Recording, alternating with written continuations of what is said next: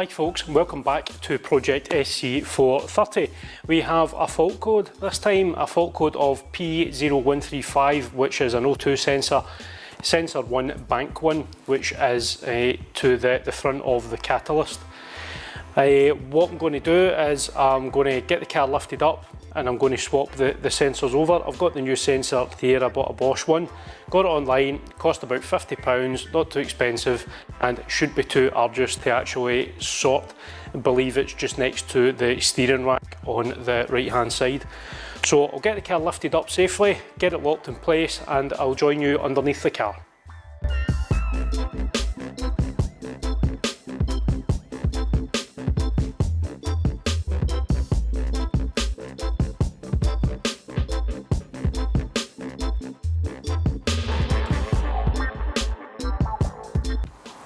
Okay folks, so this is just to give you a reference point to where it is. So the passenger side, in the UK this is a right hand drive car, so this is the passenger side, and we have obviously your wheel well there, and you're looking to have a wee peek through the underside. And I'll just lift the camera up so slightly, and you can see that right there. That is what we're looking to remove. So it's a wee bit footery to get into, as you can see, but there's still enough room to get there. So I'll position the camera as best as I can, but it is going to be quite difficult to actually see what I'm doing, given the fact that I need to kind of be in the way of the camera.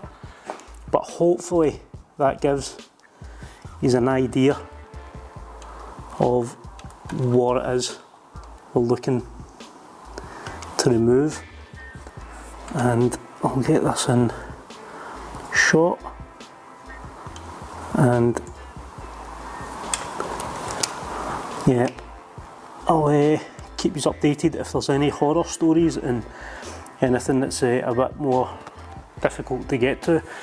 Obviously it's a bit easier for me, I've got the car up my ramp, but again it's just this bit on here there that we're looking to get off.